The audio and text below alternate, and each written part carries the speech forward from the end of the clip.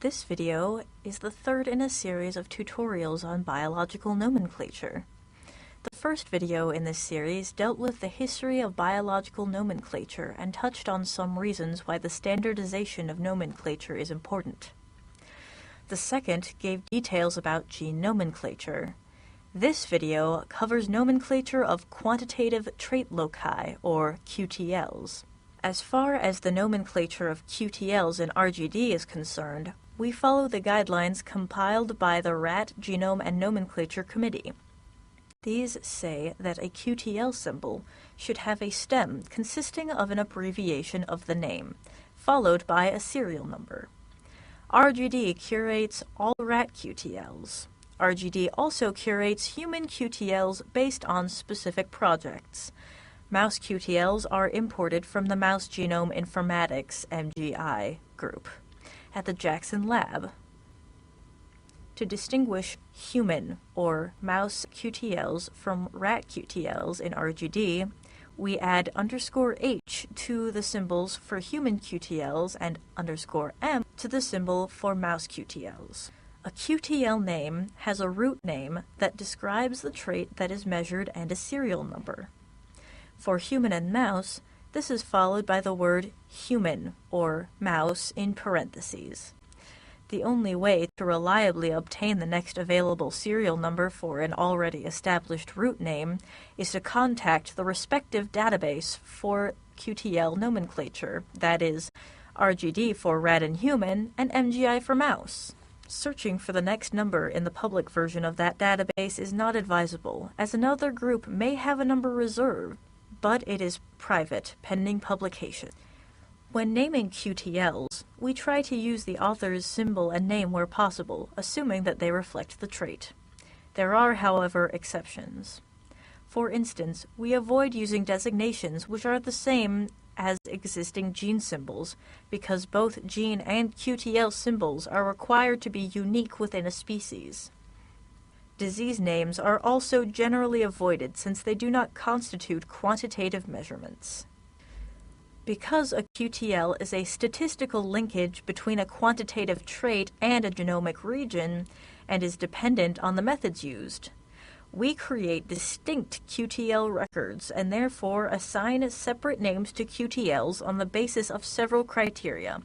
For example, if the crosses or strains are different, if a congenic is developed to confirm or narrow the region, then it's a new QTL.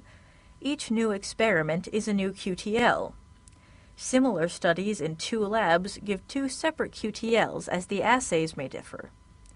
Also, if more than one trait is measured, then again these are considered different QTLs.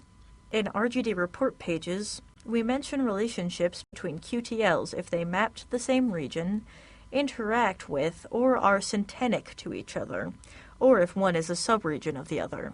Here are some problems we've seen with QTL nomenclature in the literature. Sometimes researchers use the measurement technique rather than the trait to name their QTLs. For example, open field inner locomotion or glucose tolerance test.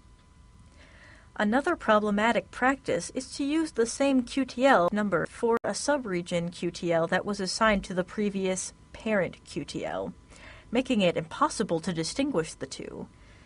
Sometimes, names are too specific. Many are based on diseases, or they incorporate the position, chromosome number, strain, symbols, gene names, and so on as part of the QTL name.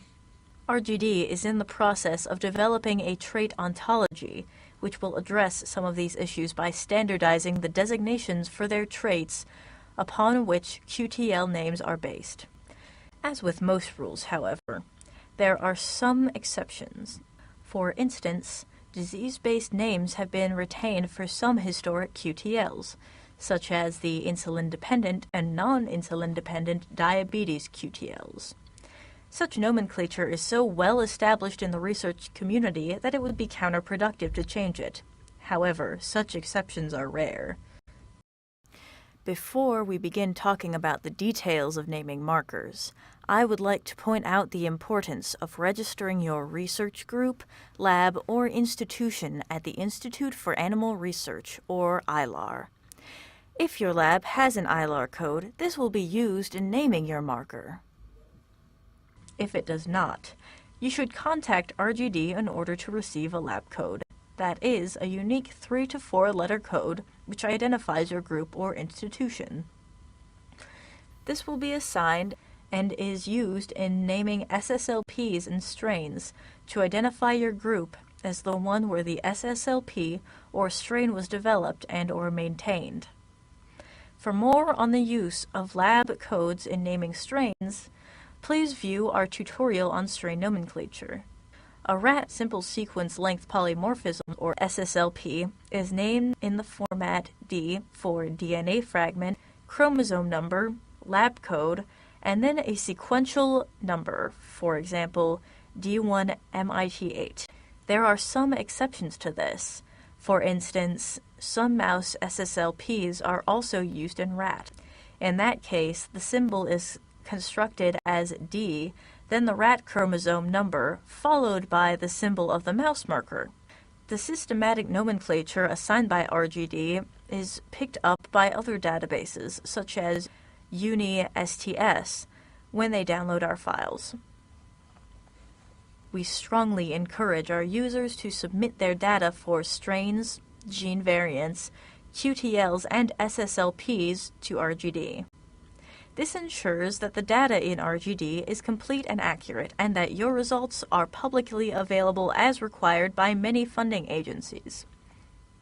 Submitting data is a very simple process. When you submit a QTL directly to RGD, RGD makes sure the symbol and name comply with the RGNC nomenclature guidelines, and that the correct numbers are used. We make sure that they are named on the basis of the measured phenotypes. Similar QTLs are given the same root symbol and assigned sequential numbers.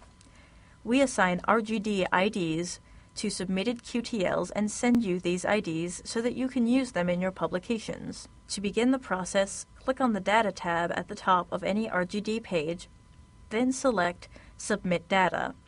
This leads you to our data submission forms for strains, gene variants, and QTLs. On the form for QTL submission, enter the contact information of the PI and of the submitter whom we can contact if we need some clarification. For QTLs, required data includes the symbol, name and trait, as well as peak and or flanking markers and statistical data such as the LOD score. The form also gives you the option of choosing whether you want your data to be public or not. Needless to say, we are equipped to hold the data and will not release it on our website until we have your permission or the paper is published. Once the data is released, it is visible as QTL reports and in our tools such as gBrowse, where you can see valuable information, such as the corresponding syntenic regions in other organisms or the genes that lie within your QTL. If you need help with submitting your data or with naming your QTL before submission, RGD curators are always available to help. Contact us at rgd.data@mcw.edu or by using the Contact Us link on any RGD page. If you would like information on naming genes or strains, you can go to RGD's video tutorial website and watch the respective nomenclature videos. Thank you very much for watching this presentation.